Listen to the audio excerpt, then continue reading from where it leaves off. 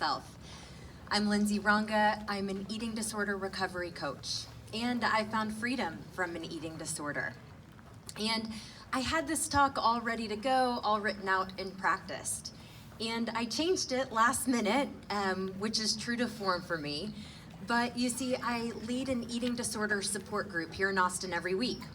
And recently, in this group, we were having a discussion around freedom and if it exists, if it's even possible. And as I was sitting there observing, everyone in the group was nodding their heads in agreement that the eating disorder is just something you learn to manage forever, that you're stuck with it. And I knew in that moment I had to change everything. But you see, I remember feeling like this during my eating disorder.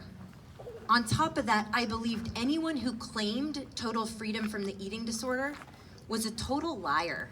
I truly believed that. You see, for years, the eating disorder voice convinced me I wasn't good enough, that I needed to be someone else to be loved, that to prove my worth in this world, my body needed to be a certain size, that I needed to have the job and the accolades and the money and have my life figured out. The eating disorder convinced me life was easier if I just put on a mask. So I wore a mask of strength and toughness and sometimes even happy. I got really good at pretending like life was fine. But I was exhausted living two different lives. Because on the inside, I felt alone and ashamed and quite honestly hopeless. Like I'd never escaped the overwhelm from the eating disorder thoughts and behaviors. I got really good at living my life according to others' expectations. And I felt like that's what would make me feel good enough, if I could just get approval from others. So I got my MBA from Harvard Business School. I got a job in private equity. I was hired by Gary Vaynerchuk to be his CEO in New York City. Surely now I'd feel good enough. Spoiler, I didn't. Nothing external can convince you you're good enough. Just like today, I can't stand up here and convince you that freedom exists. You have to experience it. But today, I want to show you how to experience it. Before I started coaching, I spent a year interviewing and studying people who found freedom.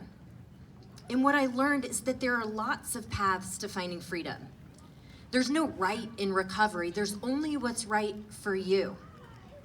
But there were some common overlaps between my story to freedom and others, and I want to share two of those because I believe they're the two keys to unlocking freedom. All right? So the first key is believing freedom is possible. Do you believe freedom is possible? This is the single most important factor in finding freedom. Let me explain. I'm going to ask you to stand up. So stand up wherever you are. Find a little space from your neighbor, if you will. And I want you to stand with your feet together, pointing straight ahead. And in a moment, what I'm going to ask you to do is I'm going to ask you to slowly raise your right pointer finger up. And I'm going to ask you to turn as comfortably as you can without feeling imbalanced or hurting yourself, to turn as comfortable as you can around. All right, so let's try that. Everyone stand with your feet together, pointing straight ahead. Go ahead, slowly raise your right finger up and just see where you end naturally. Good, notice where that is. Bring your finger back around, take it out of anyone's ear. Good, set it down. I want you to continue standing for a minute. Keep your feet together, pointing straight ahead, and I want you to close your eyes for a minute. If it makes you dizzy to close your eyes, then find a gaze somewhere and just focus there. Close your eyes, and this time, I want you to vividly imagine in your mind you're raising your finger. Don't actually do it, feet stay straight, but I want you to really see it and feel it in your mind. Your finger comes up, and this time I want you to imagine that you turn twice as far. And it's effortless, and it's easy, and it's fun. Let's do it again. Really see it in your mind. Close your eyes, feet stay straight, imagine your finger comes up. And I want you to see yourself turning twice as far. And it's fun, and it feels good, and you expect it. Last time, feet together, imagine your right finger coming up. This time, I want you to imagine you turn all the way around like an owl, and it feels good, and you're like a little kid that's like, hey, look at me. Look how far I went. And it feels good. All right, open your eyes, feet together. Go ahead, slowly lift your right hand up naturally, and let's see how far you can go this time. Good, come back around. How many of you went further the second time? Raise your hand for me. Good, look around. Leave your hand up, look around. So the question is, could you have done it the first time? Y'all can sit down. Thank you for participating.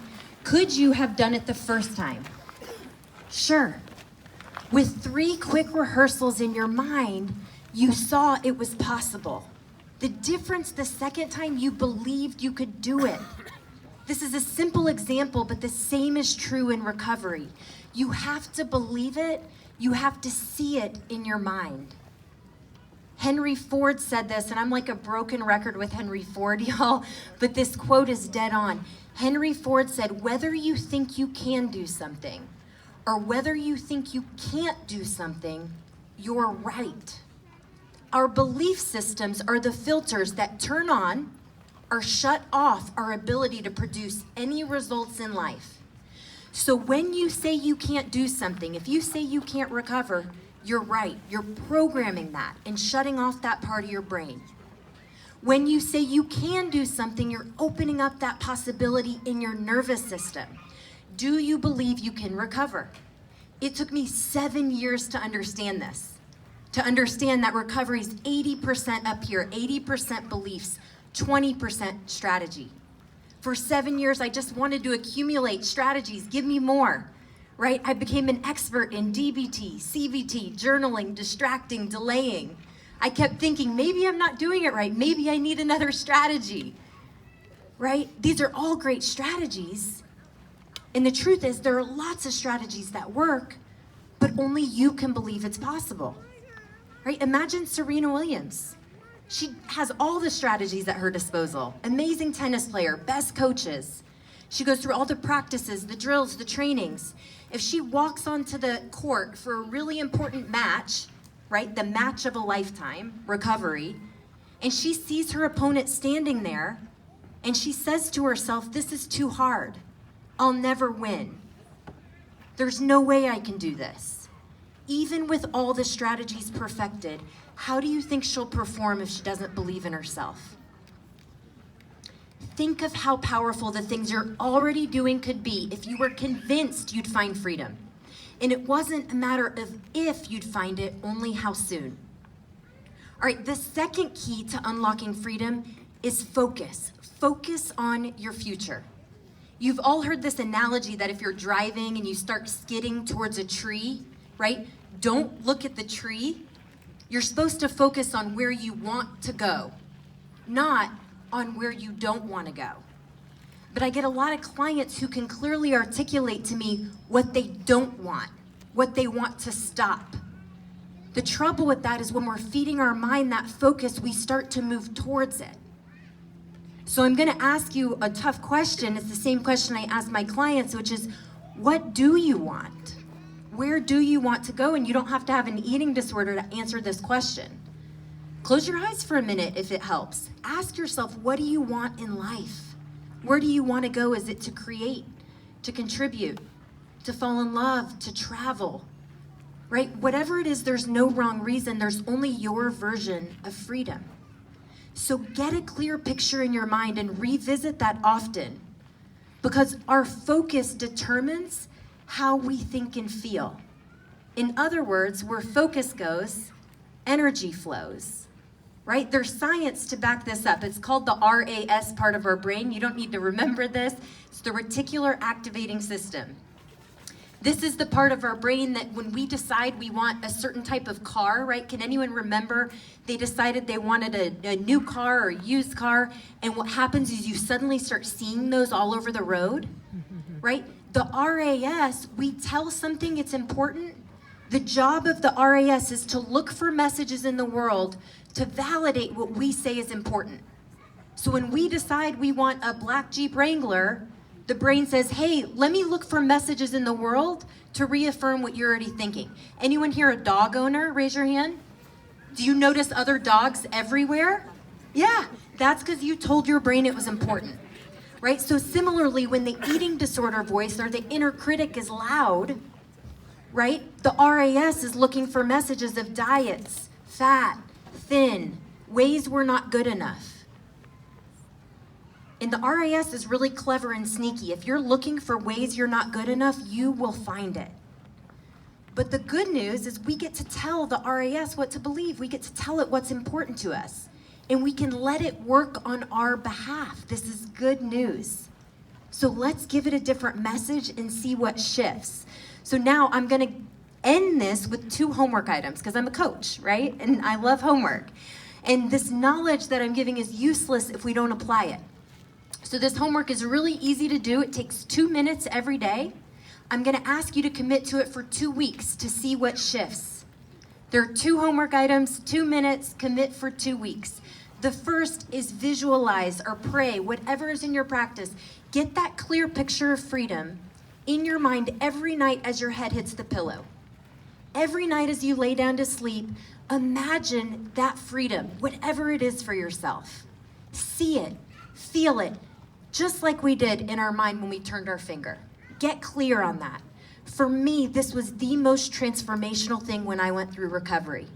Freedom for me was getting married and having a family and finding a career that was in alignment with who I was. And it didn't happen overnight, but slowly it did start to happen. I got married. I had 3 children, ages 6, 3, and 1. Why I thought having 3 children was freedom, I have no idea. It's not even close. I've been an eating disorder coach for almost 4 years. And I do it not to prove my worth in this world or to get approval from others, but because there are too many people suffering with eating disorders. The second thing I want you to do is keep a pen and paper by your bed. Every morning when you wake up, I want you to write 3 dreams you have for yourself. Write it in language as if it's already happened. 3 years ago, I was standing at the same NEDA walk here in Austin, and I was in the audience listening to the speaker, and I thought to myself, gosh, I've done so much work in this area. I'd love to be up there sharing my story and giving tangible steps people can take to find freedom. There was one problem. I was terrified of public speaking.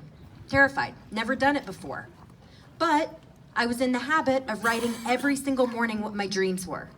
And so I wrote, I am a great public speaker. I speak at NEDA walks. I speak at NEDA walks every day for a year. This is my 3rd speech at a NEDA walk, and I gave a TED Talk last year. When you start to dream it, when you start to write it, you start to believe it's possible. Freedom exists, and there are lots of ways to get there. So start dreaming of your future, because your best days are yet to come. And you deserve freedom and to live a life free of masks and pretending. And you will get there, because you're already good enough. You just have to see it. Thank y'all.